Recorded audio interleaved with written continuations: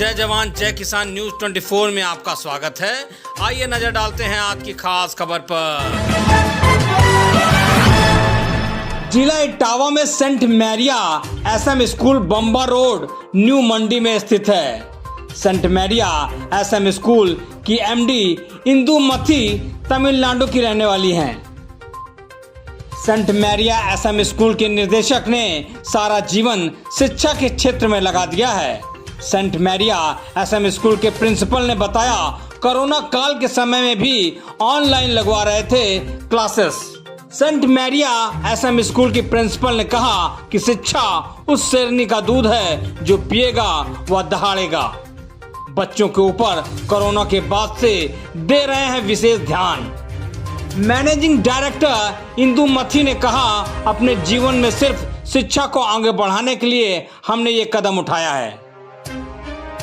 देखिए इटावा से संपादक कुमार गौरव और पवन कुमार की ये खास रिपोर्ट। आप देख रहे हैं जय जवान जय किसान न्यूज 24 में कुमार गौरव, जिला इटावा में।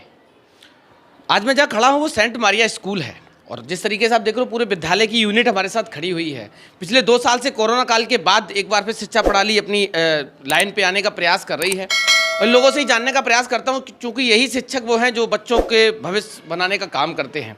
बात करने का और जानने का प्रयास करता हूँ। पिछले 2 साल से ऑनलाइन क्लासेस चल रही थी। ऑनलाइन क्लासेस के बाद आज पेरेंट्स मीटिंग भी थी। किस तरीके के चैलेंजेस अभी तक देखने को मिल रहे हैं, क्योंकि मैं धीरे धीरे काफ़ी विद्यालयों में गया हूँ। सिचुएशन बहुत ज़्यादा ख़राब है। पेरेंट्स से बात करने का प्रयास किया, बच्चों की शिक्षा व्यवस्था और नीचे दिनों दिन चली जाती है। मैम, सबसे पहले तो आपसे इम्पोर्टेंट सवाल ये है कि 2 साल बाद, बहुत लॉन्ग टर्म होता है 2 साल, आफ्टर 2 years विद्यालय ओपन हुआ, किस तरीके से पूरी देखते हैं आप? Good morning. Myself Neha Dubey and I'm working as a teacher coordinator here. And I'm very thankful to Principal Ma'am and Director Sir that they have given me this opportunity that I'll be a part of this institute.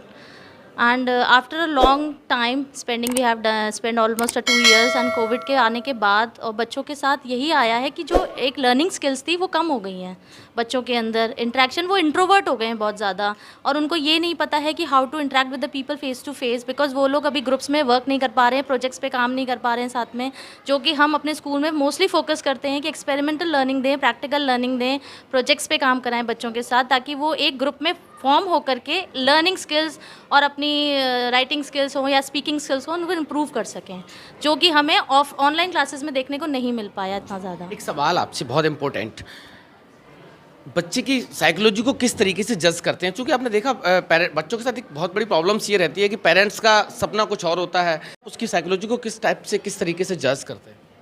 Sir, पहली बात तो जो कि हमारे India के parents हैं वो सिर्फ और सिर्फ नंबर्स पे डिपेंड करते हैं। इतना परसेंट आया है, इतना नंबर आया है, तो they are judging by the numbers only. But मेरा ये मानना है पर्सनली कि बच्चे को उसकी कैपेबिलिटीज़ और उसकी डिज़ायर्स को भी आपको पता करना चाहिए। डे टू डे वो जैसे जैसे स्टैंडर्ड्स को इंक्रीज़ करता है तो उसकी जो थिंकिंग प्रोसेस होता है वो भी चेंज होता है। जब आप छोटे बच्चे से पूछेंगे कि what you want to become in a future, तो वो बोलेगा मैं डॉक्टर, इंजीनियर, पायलट बनना चाहता हूँ। But the movement he increase ना, जैसे जैसे वो स्टेज वाइज बढ़ता है तो उसका फिर सिनेरियो चेंज होता चला जाता है। उसके हिसाब से पेरेंट्स को उसको अंडरस्टैंड करने की बहुत ज़रूरत है आपस में एक दूसरे से। सर, क्या what is your name? My name is Nimesh Tripathi. Nimesh ji, इस विद्यालय में कब से हैं आप? I am working from 3 years over here and I take TGT science and being a part of this institute I have learned a lot out of and in this COVID time we have faced the situation. It was a challenging situation, but our managing director Mrs. Indumati ma'am helped us a lot. Their directions gave us that we can use the technical skills to improve our online classes, just like the Google Meet app we have used and WhatsApp classes we have provided. So it was assistance from the teachers' behalf to the students so that they can in this difficult time they can learn something. क्या नाम है आपका? First of all, myself is Prem Kumar. At this time, I am mathematics teacher in PGT. First of all, मैं आप ये बताऊँ कि पहले के आफ्टर 2 year बच्चों को इतना चेंजमेंट आ चुका है कि अगर गार्जियन उस पर ध्यान नहीं देंगे, सबसे फर्स्ट ऑफ ऑल PTM है तो गार्जियन की रिस्पॉन्सिबिलिटी बनती है, टीचर्स की बनती है, क्योंकि हमारे पास बच्चा लगभग 5 से 6 आवर्स रहता है और गार्जियन के पास बच्चा लगभग मैं मान के चलता हूँ 18 आवर्स रहता है। तो गार्जियन की रिस्पॉन्सिबिलिटी ये बनती है कि अपने बच्चों को ये गाइड करें कि वो पढ़ रहा है या नहीं पढ़ रहा, स्कूल में कितना। अभी जब गार्जियन पूरा रिजल्ट आता है तब गार्जियन स्कूल में आता है, उससे पहले कोई भी ऐसी एक्टिविटी नहीं होती है। तो मैं स्पेशली गार्जियन से रिक्वेस्ट करूँगा कि वो बीच बीच में आकर जो क्लास टीचर हैं, टीचर्स, सब्जेक्ट टीचर्स, उनसे ज़रूर इन्फॉर्मेशन लें कि हमारा बच्चा क्या कर रहा है। 2 साल के बाद बच्चों के अंदर इतना ज़्यादा, मैं ये कहूँगा कि उनका माइंड बिल्कुल पढ़ाई से बिल्कुल हट चुका है। तो ऑनलाइन हुआ, मैं गवर्नमेंट को भी बहुत बहुत थैंक्स कहना चाहूँगा, और एट दिस टाइम जो एजुकेशन मिनिस्टर धर्मेंद्र प्रधान जी, उनको भी मैं बहुत थैंक्स कहना चाहूँगा कि उन्होंने ऑल ओवर इंडिया में इतना अच्छा सिस्टम लागू किया है, जो कि यूजीसी गवर्नमेंट ने जारी किया है कि ऑल ओवर 1 टेस्ट कर दिया है, जिससे कि आफ्टर 12th बच्चा इतना अच्छा करेगा और मेहनत भी करेगा। क्योंकि अभी उन्होंने प्रमोट कर दिया है, सीबीएसई ने जो प्रमोट किया है बच्चा, और बच्चों ने पढ़ाई नहीं की पूरे साल और उसको ऐसे ही प्रमोट कर दिया गया। तो मैं उनसे स्पेशली रिक्वेस्ट करूंगा कि एजुकेशन, जो भी न्यू एजुकेशन पॉलिसी आने वाली है 2020, उसमें कुछ ऐसे चेंजमेंट करें जिससे कि बच्चा जो है कंटिन्यू पढ़ाई के प्रति इतना अग्रसर रहे कि आगे चल के वो फ्यूचर अपना बहुत सिक्योर करना चाहे। दूसरी चीज़, मैं एक इंपॉर्टेंट बात ये भी कहूँगा कि अब हम यूपी की बात करते हैं। At this time Satish Trivedi हमारे यहाँ के एजुकेशन मिनिस्टर हैं। अभी गवर्नमेंट बनी है, कंटिन्यू काम एजुकेशन पे हुआ है, लेकिन हम ये कहेंगे कि अभी उस स्तर पर हम नहीं पहुँचे हैं जहाँ पर हमें होना चाहिए इन एजुकेशन। ठीक है, गवर्नमेंट अलग अलग सेक्टर देखती है, लेकिन एजुकेशन सेक्टर हमारा सबसे मेन, अगर मैं कहूँ गवर्नमेंट से भी मैं रिक्वेस्ट करूँगा कि वो एजुकेशन को सबसे ऊपर रखें, ताकि हम बच्चों का जो फ्यूचर है वो ऐसे बिल्ड करें कि आने वाले समय में उनको जॉब लेने नहीं, जॉब दे सकें वो, सबसे फर्स्ट ऑफ ऑल। क्योंकि हम लोग अभी तैयारी कर रहे हैं किसके लिए? जॉब लेने के लिए, लेकिन कभी आपने, कोई भी स्टूडेंट कभी ये नहीं कहता कि मैं जॉब दूंगा। एक सवाल आपसे है, आपने इस लाइन को क्यों चुना, टीचिंग लाइन? क्योंकि ये एक ऐसा प्लेटफॉर्म है जहाँ से हम बच्चों का फ्यूचर ऐसे बिल्ड करेंगे, यानी हम खुद बना रहे हैं, लेकिन बच्चों के अंदर ये हम फीड कर रहे हैं कि आप खुद जॉब दें, ना कि जॉब लें। और कंटिन्यू हम ये प्रोसेस करते रहे कि बच्चा किस लिए तैयारी कर रहा है? जॉब लेने के लिए। वो कहीं पर जॉब कर रहा है, इसीलिए आउट ऑफ कंट्री जा रहे हैं बच्चे। एट दिस टाइम आपने देखा होगा यूक्रेन में बच्चे जा रहे हैं, वहाँ किस लिए जा रहे हैं? क्योंकि हमारे यहाँ का एजुकेशन सिस्टम अच्छा नहीं है क्या? ठीक है, लेकिन फिर भी यूक्रेन में गए हैं बच्चे पढ़ने के लिए, अब वो वापस आए हैं। तो इसमें हमारा गवर्नमेंट, या तो गवर्नमेंट में प्रॉब्लम है, या तो हमारा बच्चा जो है दूर क्यों जा रहा है। बल्कि हर चीज़ हमारे कंट्री में अवेलेबल है एट दिस टाइम। कौन सा सब्जेक्ट पढ़ाते हैं? मैं मैथमेटिक्स पढ़ाता हूँ, और उसके साथ साथ मैं हिंदी में पढ़ा लेता हूँ, और मतलब कैसे सुनने में हिंदी की कविताएं भी सुनाते हैं? हाँ, मैं थोड़ी सी एक कविता सुनाना चाहूँगा, 2 लाइनें हो जाएं। बिल्कुल। अभी इस टाइम बहुत बड़ा इशू चल रहा है हिंदू मुसलमान को लेकर, ठीक है, जैसा कि अभी बहुत सारे लोगों ने बताया, कश्मीरी फाइल्स को लेकर और भी बहुत सारी चीज़ें। लेकिन मैं एक छोटी सी कविता से इस पूरे देश को एक साथ में बांधना चाहूँगा कि जहाँ पर सच, दया, सम्मान और ईमान रहता है, वहीं जाकर वो अल्लाह और वो भगवान रहता है। अगर तूने निकाला है किसी के पाँव का कांटा, तो ये तय है तेरे दिल में कोई इंसान रहता है। Thank you. हमारे साथ स्टूडेंट भी हैं और उनके पेरेंट्स भी हैं। बात करने का और जानने का प्रयास करता हूं, क्योंकि पिछले 2 साल से ऑनलाइन क्लासेस का एक पूरा सिस्टम चलता रहा, और कहीं ना कहीं ऑनलाइन क्लासेस का बच्चों ने मोबाइल का बहुत ज़्यादा दुरुपयोग किया। बात करना का और जानने का प्रयास करता हूं कि 2 साल बाद जब फिर से एक बार स्टार्ट हुई है शिक्षा प्रणाली, तो किस तरीके से देखते हैं। सबसे पहले तो आपका नाम क्या है और कहाँ से बिलोंग करते हैं? प्रिंस यादव। प्रिंस जी, बच्चे हैं आपके इस विद्यालय में? हाँ, मेरा भाई है। अच्छा, आपका भाई है। 2 साल से पूरा कोरोना काल था, सारी व्यवस्थाएं, शिक्षा प्रणाली बिल्कुल फ्लॉप थी, फिर स्टार्टअप हुआ। 2 साल का जो टर्न रहा वो कैसा रहा? ठीक ही रहा, ऑनलाइन क्लासेस चलती थी, और जी, लेकिन अभी जो रिजल्ट आया है वो तो थोड़ा, मतलब क्लासेस जो कह सकते हैं हम लोग, जो ऑनलाइन क्लासेस थी उसमें खास कुछ बच्चे पढ़ते नहीं थे, मतलब कहीं ना कहीं ऑनलाइन क्लासेस जो था उसको मोबाइल का दुरुपयोग ज़्यादा करते थे। क्या नाम है आपका? रूबी। रूबी जी, कौन बच्चा है, लड़का है लड़की है? बेटी बेटा दोनों है। अच्छा, बेटा बेटी आपके दोनों पढ़ते हैं। अभी विद्यालय खुले उससे पहले घर पे रह के कैसे पढ़ाई करते थे? ऑनलाइन में तो ऐसी पढ़ाई की है बच्चों ने।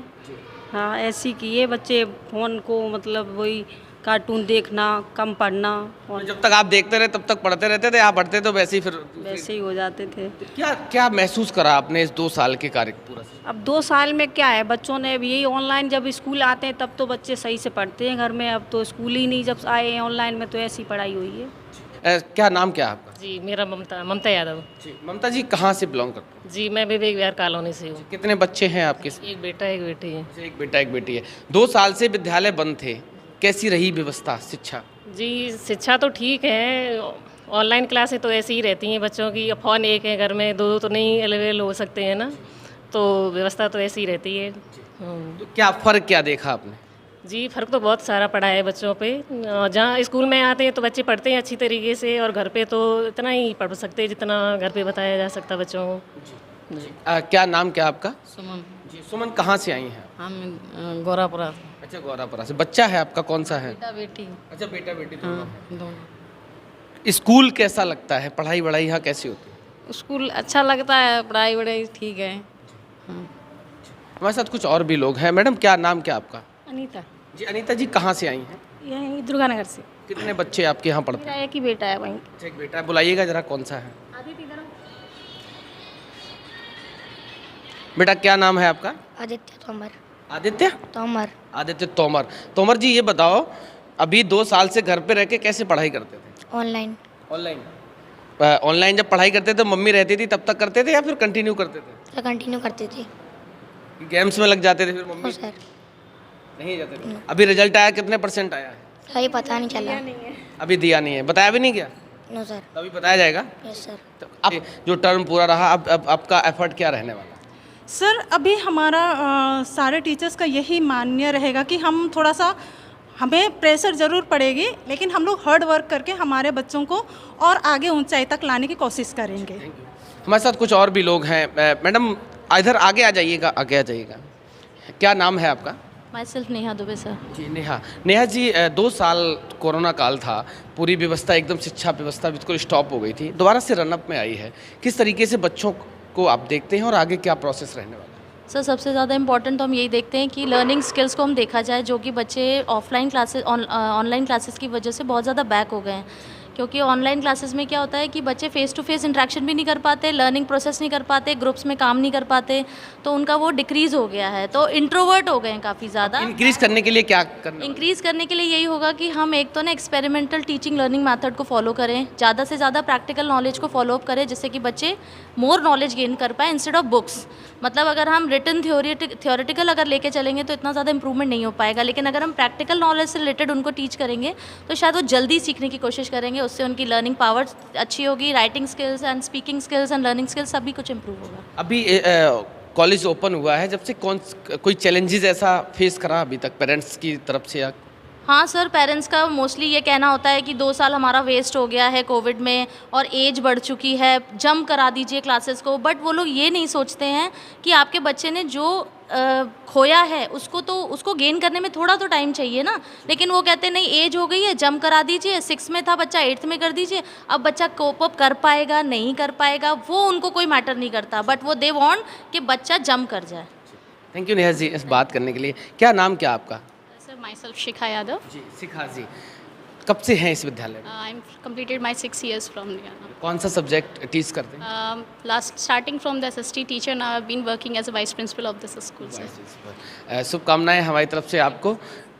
सबसे फर्स्ट एफर्ट क्या रहने वाला है बच्चों की जो शिक्षा व्यवस्था उसको लाइन पे लाने के? So we are now upgraded with all the technologies now. We have been started for experimental teachings and lesson plan patterns we are following right now from all the classes from PG to class 12. We are following the lesson plan patterns and fully English speaking now we have started from starting of the school till now. The upgraded facilities, stitching classes we have started, extracurricular activities we are also going to be started, libraries with upgraded libraries with books and the latest computer technology, software facilities we are also now updated with that. Thank you Shikha ji बात करने के लिए। My name is Harshit Sharma. हर्षित, 2 साल पूरा block रहा, फिर से school आने का मौका मिला, कैसा लग रहा है?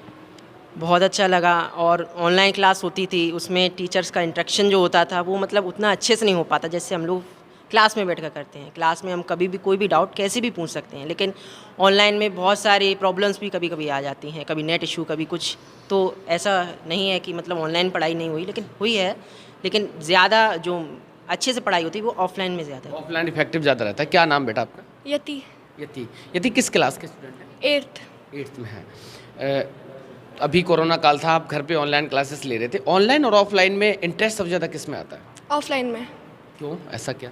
क्योंकि सर ऑनलाइन में हम लोग नेट से पढ़ते थे, नेट कभी ख़राब हो जाता था और बच्चे भी ज़्यादा नहीं आते थे, तो इस चक्कर ऑफलाइन में ये है कि हम लोग सामने टीचर से सामने बैठ के क्रॉस क्वेश्चनिंग कर सकते हैं।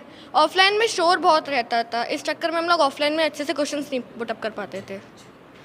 आप क्या नाम है? शिक्षा किस क्लास में हैं? 8th। में आप भी हैं। अभी रिजल्ट आ गया, आज मिला? कितना परसेंटेज आया? 83। कॉन्ग्रेचुलेसन। ये 2 साल बाद जो स्कूल ओपन हुआ है उसमें मैं ईश्वर से ये प्रार्थना करूंगी कि आगे आने वाले समय में हमारे देश पर इस तरह की कोई भी विपत्ति ना पड़े कि जिससे कि शिक्षा व्यवस्था के साथ साथ सारी व्यवस्थाएं ध्वस्त हों, क्योंकि इंसान ने इस ड्यूरेशन में इतना कुछ झेला है, खाने के लिए, पीने के लिए, पैदल चला है। तो मैं चाहती हूँ कि दुनिया में, देश में क्या पूरी दुनिया में कहीं भी ऐसी विपत्ति ना आए जिससे कि इंसान को सफ़र करना पड़े। और ख़ास तौर से शिक्षा में तो बहुत ही ज़्यादा, क्योंकि यही अगर शिक्षा ही सुचारू रूप से नहीं चलेगी तो आगे किसी भी देश का भविष्य कैसे उज्जवल हो सकता है। तो मैं ईश्वर से कामना करती हूँ कि पेरेंट्स के साथ साथ टीचर्स और सारी जनता से कुछ कहना चाहूँगी कि वे अपने बच्चों की सबसे पहली शिक्षा पर ज़रूर ध्यान दें, क्योंकि जब बच्चे शिक्षित होंगे तभी हम आगे चल के कुछ देश की उन्नति कर सकते हैं। पल पल की खबरों को देखने के लिए चैनल को लाइक, सब्सक्राइब और शेयर करना ना भूलें।